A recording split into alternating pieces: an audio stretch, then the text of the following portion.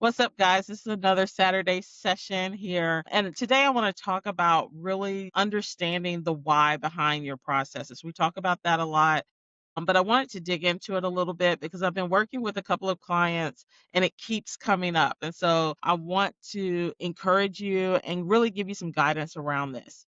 So, we talk a lot about understanding your customer, understanding your why, understanding your purpose. And everything that you're supposed to be doing process-wise in your business, in your home, in your full-time job, like all the things, it goes back to that center point. So equating this, if you are trying to grow in your full-time job, what is the purpose of this job for you?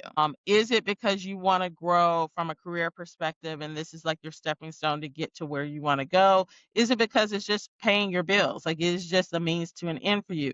Figure out what that is so that you can figure out how to progress within that environment. Same with your home. What are the goals of your home? What are the goals of your family? What is it that you all are trying to accomplish? If you live in an apartment and your dream is to own your own home, what are the steps that you need to take to make that happen? And so the same in your business. And so how this came about is I am in the process of planning to do some live videos, right? And make it so that you guys can come on and interact with me in real time. And so because of my schedule, not only at work, but in my home life, it is very difficult for me to identify a specific time, a specific day to do these on in a sequential way, right? And so when I was doing the research and I was kind of thinking, how is it best to approach this? What is hilarious to me is that every single training, every single thing that I came across was approaching it, and I don't know why I thought it should have been common, but every single thing that I came across was really focused on, you wanna have a consistent day, you wanna have a consistent time, you wanna notify people so many weeks ahead of time and then back into it, right? And I'm like, "That's fine, great, and dandy if I have the time to do that." I really don't have the time to do that. So how can I adjust what they're suggesting I do for my audience, for my situation, to make it make sense. And so, knowing the situation with my community, I know that you may plan, because I do this all the time. I see something I want to attend, sign up for it, I put it on my calendar with all intentions of doing it.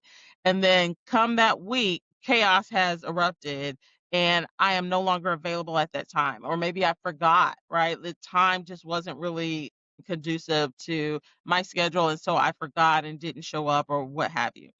And so just thinking about that, if that is my reality and I am similar to my clients, I figure that is their reality as well. And so how can I adjust things? What can I do with this typical process to adapt it to my community and to my clients? And so I said, okay, here's the reality of my situation. And when I say my, I mean me as the person that will be doing the trainings, right? So I'm saying, okay, first things first, I know that I could plan a set day, but based off of my work schedule, that could be thrown out the window and work comes first, right? Because of the nature of why I work every day. So an example of that is this November. I am traveling every single week, minus the Thanksgiving holiday, but then I'm hosting, so that week is kind of shot as well. So every single week I have something going on. So in September or in October, if I had said to my community, "Hey, I'm going to go live on the second Tuesday or the third Tuesday of every month," I am setting myself up for failure because when that time rolls around, I'm going to have to shift the time. So it's not so consistent. And I know that that's going to be the reality of my situation. It's very hard for me to have a consistent date and time to commit to doing something just because of the nature of what happens in my world, right? And so I know that that's the same for my community as well. So instead, what I decided to do is say, okay, I think giving 2 or 3 days notice to my community is time enough because you usually know for a week's period of time, you usually know generally what you have going on and if you can or cannot attend something.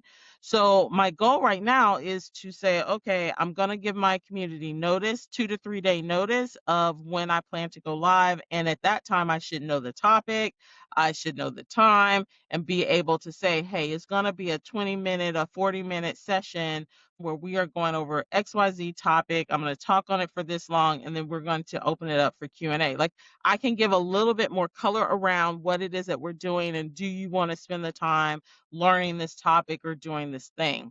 The other thing that I will be able to do by not setting a specific day, right? Like to not say the fourth Tuesday, the third, Wednesday, whatever, is that I can start to see which of those sessions my audience shows up for more. Are they showing up because of a specific topic? Are they showing up more because it's on a specific day or a specific time? And then I can begin to niche down and tweak it so that I get a little bit more consistent. What I find is that a lot of solopreneurs and side hustlers back themselves into a corner because they are trying to adhere to these rules that are not really intended for them. And so they will say, hey, on this date, this time, every third, whatever, I'm going to do this. And so when their schedule doesn't allow for that, they are looking like they are not committed, that they're fly by night, that that they are not in tune with their community. And so this is giving it a little bit more free flow.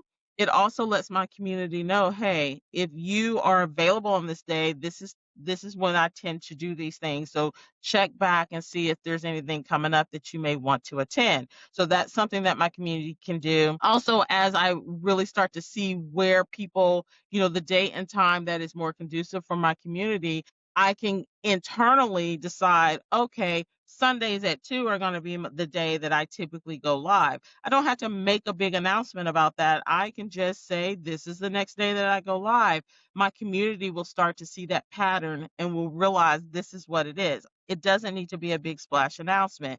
Again, keeping you from, number one, setting yourself up for failure, but also giving you a little bit of wiggle room so that if Sunday isn't good for you, but you really want to go live to share some content, maybe you say, okay, this week we're going to do a special live on Tuesday or Thursday, right? And just let them know ahead of time that that's what's going to happen.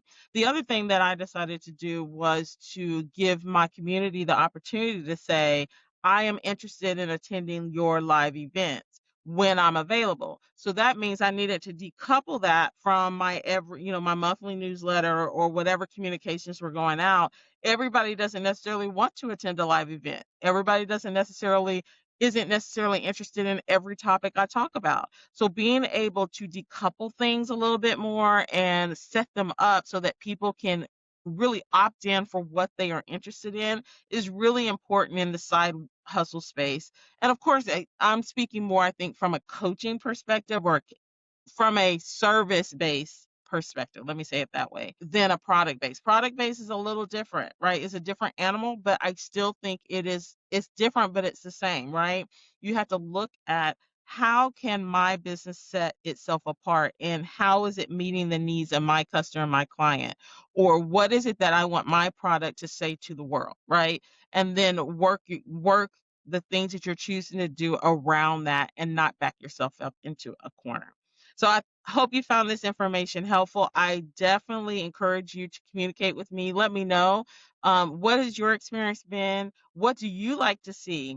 If you are interested in live events and specific topics, put that in the comments. Listen, my community is built off of you guys, and you guys help me shape the things that I talk about and the things that we do in my business. So I want to hear from you. And when I say that, I am serious. I really want to hear from you so that we can get you the information that you need.